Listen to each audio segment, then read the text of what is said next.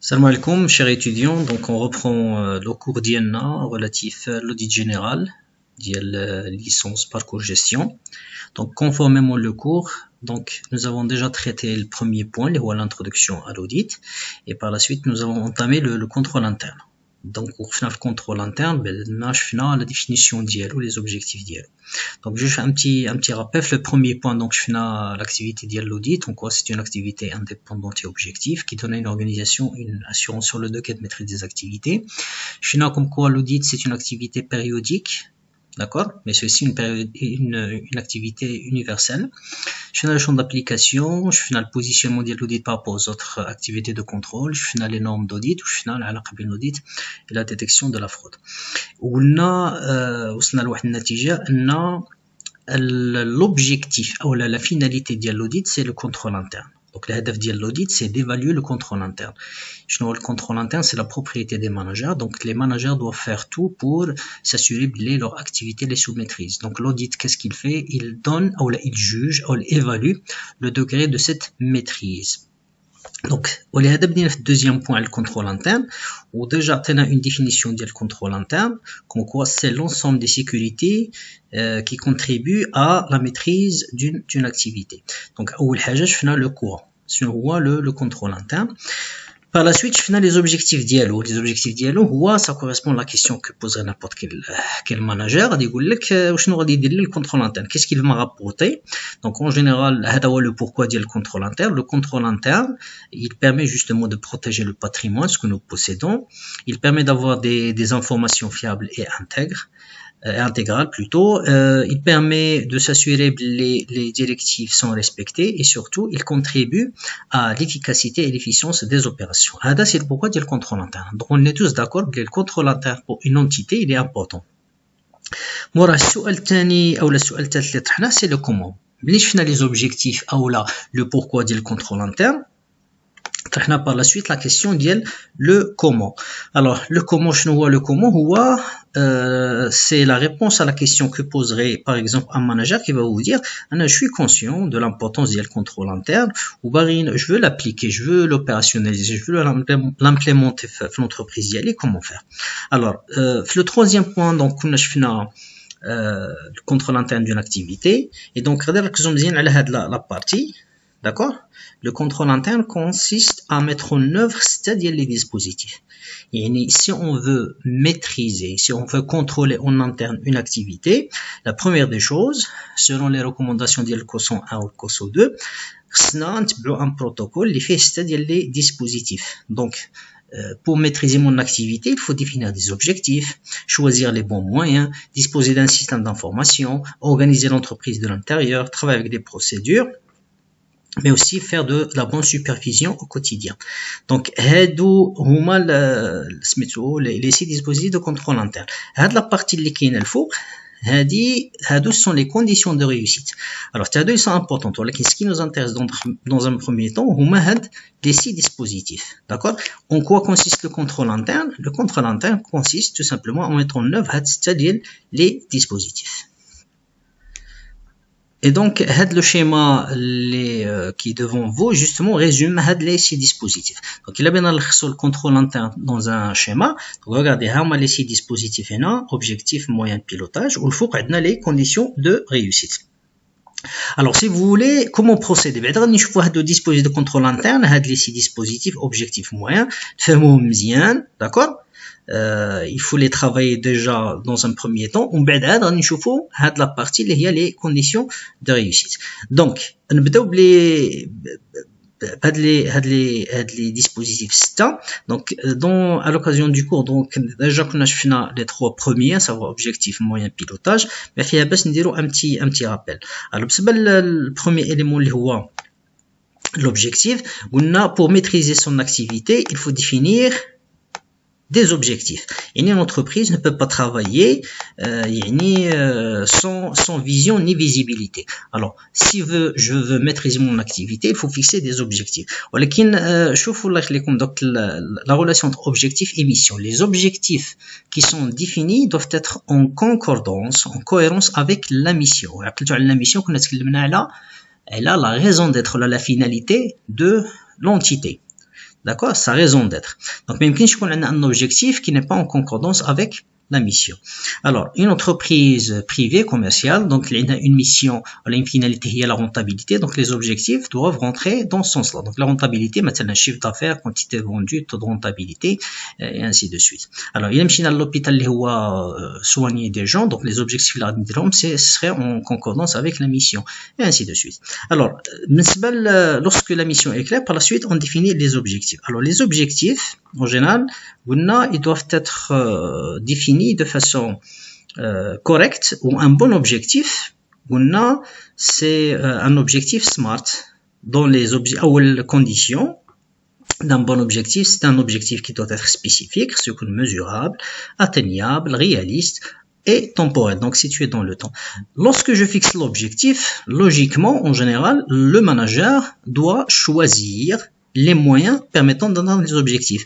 Donc, en relation avec le contrôle de gestion, lorsqu'on définit des objectifs avec le contrôle de gestion, deuxième question qui se pose, quels sont les moyens adéquats nous permettant d'atteindre les objectifs? Donc, les moyens sont de trois types, les moyens humains, financiers et techniques. Donc, on a les moyens adéquats, justement, me permettant d'atteindre les objectifs. Alors, par la suite, je fais le système d'information. J'ai un objectif ou des moyens qui me permettent justement d'atteindre les objectifs. Par la suite, il faut mettre en place un système d'information. Alors, le système d'information, justement, il va permettre au manager de faire un suivi de la performance de la fonction ou de l'activité et de mesurer les écarts. Donc, il y a des objectifs. des moyens. On peut dire un système d'information qui permet justement de faire le suivi. بحال un tableau de bord. Les objectifs. Ferrani واصل في les des objectifs. On dit un budget. Est-ce que j'ai utilisé le budget de façon optimale? Donc non seulement on peut dire un système d'information, mais il est un bon manager. Il doit s'assurer que les informations qui sont le tableau de bord sont fiables, pertinentes, intégrales, etc. Donc je ne choisis que les informations qui sont nécessaires, qui sont en relation avec les objectifs ou d'accord ou l'optimisation des moyens. Donc je crois qu'on s'est arrêté là au niveau du cours. Donc les trois premiers dispositifs objectifs, moyens, pilotage, des dispositifs de pilotage parce que ils sont préparés ou là ils sont définis d'accord en collaboration avec le contrôle de gestion. C'est ça remarqué là la conception, la planification quand on reçoit l'objectif, le moyen, quand dire un système d'information, mais elle m'a l'action. On est encore au niveau de la conception. La conception, la planification, le choix. Alors, les trois derniers dispositifs, si vous voulez, sont les dispositifs de contrôle ou d'action. D'accord? Si les trois premiers qui diront le manager en collaboration avec le contrôle de gestion, les trois derniers, c'est le premier responsable, c'est le manager qui doit donner la preuve qu'il maîtrise son activité à travers la mise en place d'une organisation efficace. La même chose lorsqu'il travaille avec des procédures, il veille à ce que les procédures sont respectées, et aussi lorsqu'il fait de la supervision au quotidien. Donc, nous allons les trois éléments, organisation, procédure et supervision. Alors, on va à l'organisation. Alors, l'organisation, qu'est-ce que l'organisation? Donc, un bon manager qui veut maîtriser son activité, donc, il doit organiser sa fonction, son activité de l'intérieur. Alors, qu'est-ce que l'organisation? L'organisation contient trois éléments. Premier élément, c'est d'abord de définir l'organigramme hiérarchique. D'accord? Je divise l'activité de la fonction en sous-unités, en services. Chaque service a des tâches bien précises, d'accord? Deuxième élément, l'analyse de poste. Donc, deuxième élément de l'organisation est l'analyse du poste. C'est le descriptif des tâches que doit réaliser chaque responsable de service. Ou l'élément matériel. Alors, je suis organisation hiérarchique pour chaque fonction. Qu'on dirait un organigramme. Donc, chaque a un organigramme qui fait direction générale, fonction financière, fonction marketing, fonction production, etc. Maintenant, au sein de chaque fonction, on dirait un organigramme hiérarchique. Le schéma. Donc, le schéma de la fonction financière. Regardez l'organigramme hiérarchique, rédiger la fonction financière. Donc, on a un chef qui est directeur financier, d'accord? Ou sous ses ordres, on a plusieurs services. Donc, le travail. Comment on a divisé le travail? Donc, comptabilité fournisseur, compta client, trésorerie, caisse, etc. Donc, le travail service financier est divisé en 5 services. Alors, maintenant, deuxième élément de l'organisation, هو l'analyse du poste. شو كنقصدوا بالanalyse du poste هو le descriptif des tâches de chacun. يعني chacun في هذا le service doit connaître exactement les tâches qu'il doit réaliser. Maintenant, le contact fournisseur, les tâches dialogue, l'enregistrement des opérations d'achat. Le contact client, c'est l'enregistrement des opérations de vente. Trésorerie, il s'occupe de ce qui est encaissement, décaissement. La facturation, c'est éditer des factures chaque fois qu'on reçoit une commande. Recouvrement se charge, le service recouvrement se charge de la récupération, des créances clients. Alors là, les clients sont en souffrance. Alors là, les créances sont en retard. Donc هنا pour chaque service on a un descriptif de poste. Alors علاش مزيان نديرو un descriptif de poste? Tout simplement pour voir s'il n'y a pas des tâches oubliées que personne ne fait.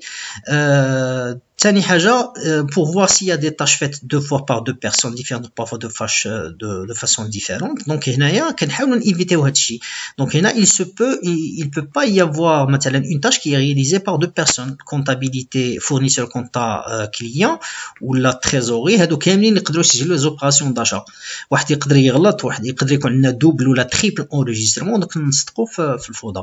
Donc هنا chacun doit avoir une tâche bien précise. ماخصش يكون de la redondance les tâches. الخدمة اللي كيديرها واحد ما كيديرهاش l'autre et ainsi de suite.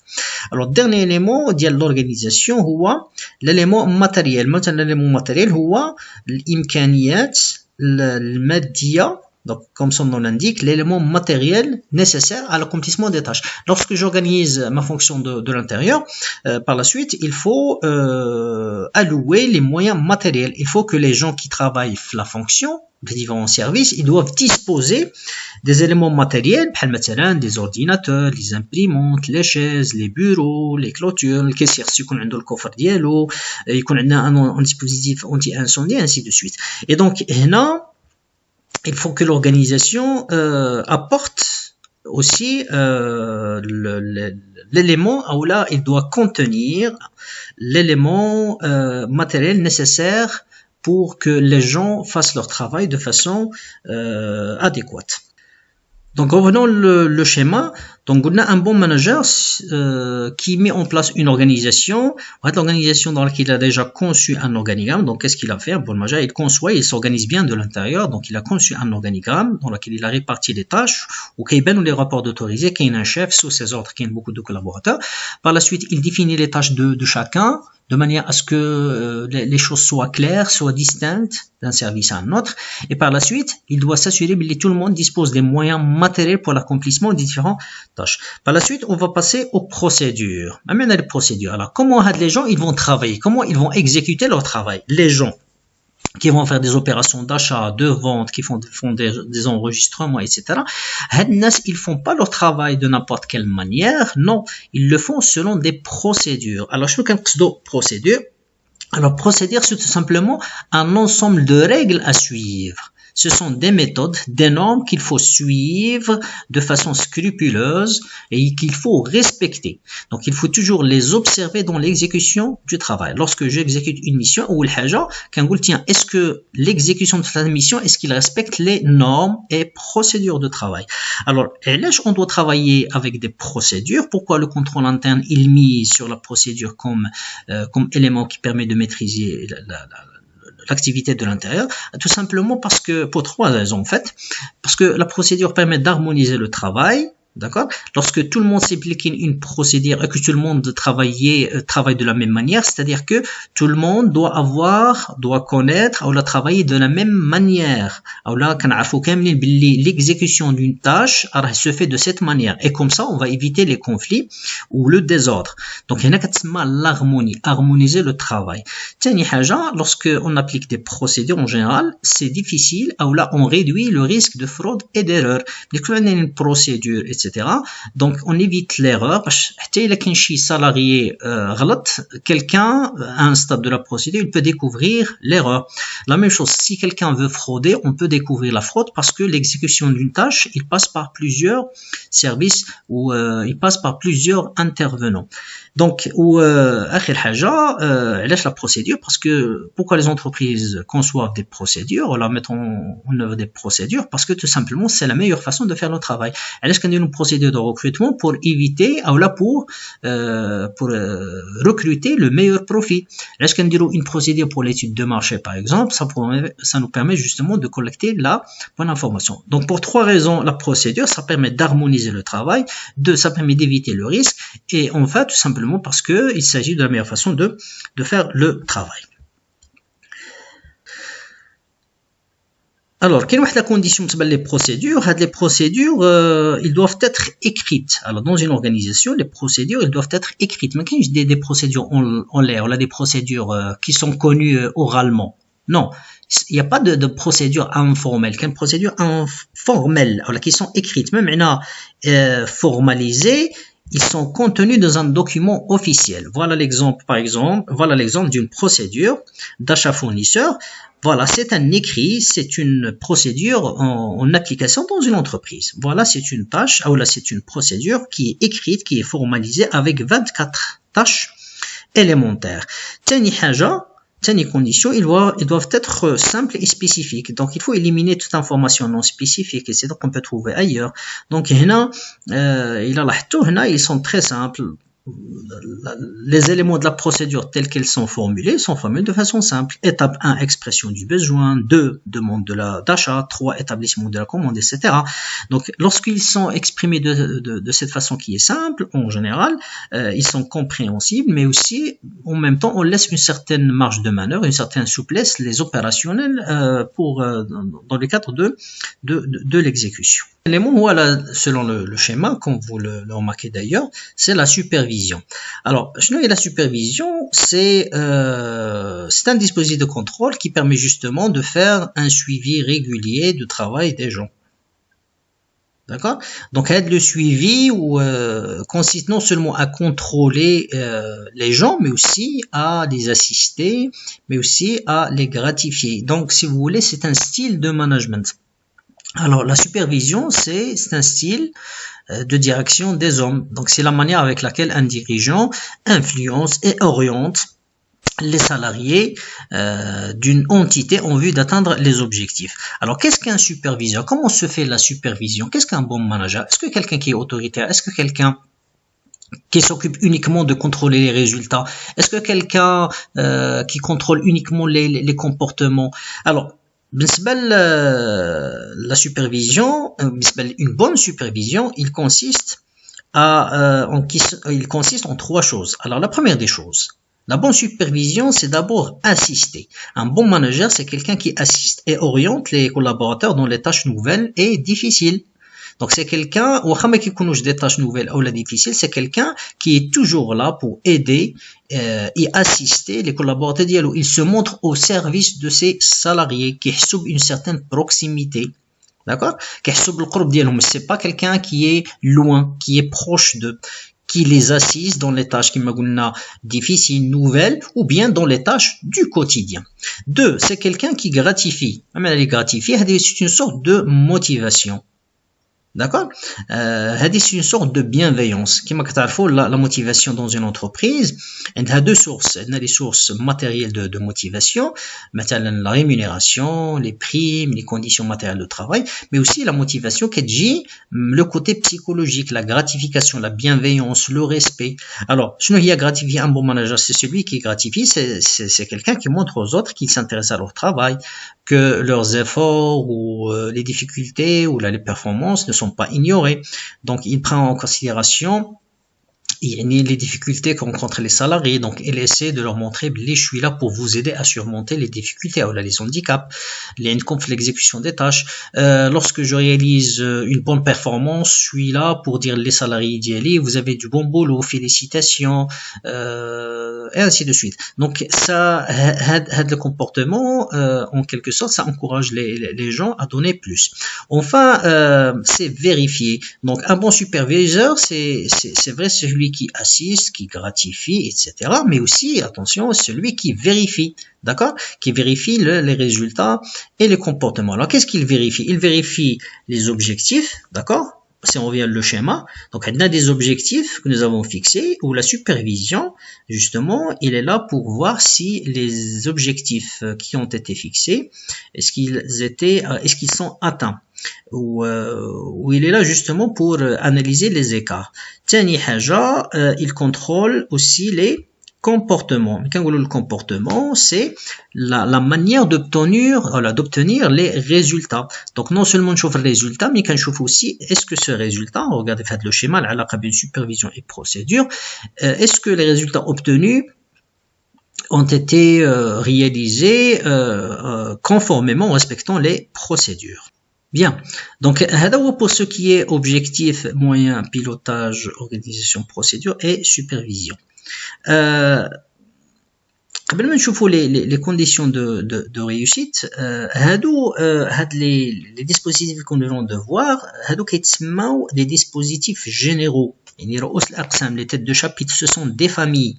يعني la maîtrise d'une activité passe tout d'abord par une prise de conscience comme quoi il faut déjà avoir en esprit ces éléments. La maîtrise passe par la définition d'objectifs, moyens, pilotage, organisation, procédure, supervision. D'accord? Donc, les têtes de chapitre, d'accord? Ou là, les familles, ou là, les dispositifs généraux du contrôle interne. Les dispositifs spécifiques. Les dispositifs spécifiques, ce sont tout simplement le contenu de chaque dispositif. Alors, le contenu, il varie d'une entreprise à une autre, là, d'un service à un autre. Les objectifs dans une entreprise privée, commerciale, mais les objectifs pour un hôpital. Les moyens pour atteindre les objectifs de l'entreprise privée, mais les moyens pour atteindre les objectifs dans un hôpital. La même chose, l'organisation, la même entreprise, l'organisation des services financiers, mais l'organisation le service marketing, les procédures, la même entreprise, la procédure les salariés ou les responsables de l'achat, de la vente, de la production. Donc, il y a les dispositifs spécifiques. Chaque manager doit choisir à l'intérieur de chaque dispositif de mesures particulières ou là spécifiques. Ils sont spécifiques à sa fonction. Donc, on a les dispositifs spécifiques à mon service, d'accord, à mon activité. وهنا كنلقاو واحد الفرق بين les entreprises او لا غير في le même service. كاين اللي عنده des procédures طوال, كاين اللي عنده des procédures plus légères, كاين اللي عنده une supervision beaucoup plus autoritaire, كاين اللي عنده une supervision. Donc هنا ce sont des dispositifs spécifiques. علاش سميناهم spécifiques? Parce que ils sont liés aux caractéristiques propre de chaque organisation. Donc, le quatrième point, les dispositifs spécifiques. Donc, les 6 dispositifs constituent, que nous avons vu le point 3, 4, constituent des grandes familles du contrôle interne. Et donc, à l'intérieur de chaque famille, un manager peut définir autant de dispositifs spécifiques compte tenu des caractéristiques propres de son entité, de sa fonction ou de son activité. D'où d'ailleurs le point 5, qui est en relation avec le quatrième. Donc, là, on doit distinguer deux dimensions de contrôle interne, donc la dimension universelle et la dimension relative. Alors, je la dimension universelle, le contrôle interne, بحال l'audit interne, il s'applique à toutes les organisations, d'accord? Mais aussi il se construit avec les mêmes dispositifs. Alors mais quand on le contrôle interne, tu vois universellement fait c'est-à-dire les dispositifs. Comment les finalement objectifs, moyens, système d'information, organisation, procédure et supervision. Mais aussi qu'il y a la dimension relative. C'est vrai qu'il y a toutes les entreprises, ou alors le contenu de chaque dispositif, il varie d'une organisation à une autre, ou là d'un service à un autre. Pourquoi? pour la simple raison il ne s'agit pas du même contexte. Une grande entreprise ما كتستعملش le même dispositif qu'une petite entreprise. Il a une grande entreprise, elle a des procédures qui sont très lourdes. Une PME كنلقاو فيها 5-6 ديال الناس كنلقاو une procédure très légère. كاين des entreprises اللي ما كنلقاوش فيهم كاع les procédures. Sinon كنلقاو dans des entreprises كنلقاو فيهم des organisations très hiérarchiques avec des niveaux d'autorité, des niveaux hiérarchiques très développés. Dans d'autres entreprises ما كاينش كاع des niveaux hiérarchiques. كاين une organisation plate. le chef de l'entreprise et puis 5 salariés et ainsi de suite. Donc كاين des entreprises اللي كيديروا 3-4 objectifs كاين اللي يديروا 6-7 كاين اللي عندهم des moyens modestes. كاين d'autres entreprises qui يقول لك compte tenu de nos objectifs خصنا des moyens plus. Donc هنا le contrôle interne الاختنا la dimension relative. Le contrôle interne est certes universel dans ses principes اللي هما objectifs, moyens, organisation, etc. Mais il s'accompagne d'une relativité dans la pratique. Donc, les dispositifs sont universels, les objectifs mais ils ne s'appliquent pas de la même manière partout. On dit qu'ils sont contingents, ils sont relatifs, ils sont spécifiques à chaque organisation, parce qu'ils n'ont pas la même taille, la même activité, encore, ils n'ont pas les mêmes risques. D'accord? Donc, voilà pour ce qui est du dispositif de contrôle interne. Bien, donc après avoir présenté les dispositifs de contrôle interne, la prochaine vidéo, Inch'Allah, on va dérecter la partie qui est là. La partie, si vous voulez, les conditions de réussite d'un contrôle interne. Donc, parfois les problèmes que rencontrent les managers ou l'opérationnalisation, la mise en œuvre du contrôle interne, ils proviennent du fait que peut-être on n'a pas réuni les conditions de réussite. Et donc, à des conditions de réussite, on aura l'occasion de les voir à l'occasion de la prochaine vidéo. Sur ce, je vous remercie pour votre attention et bonne réception.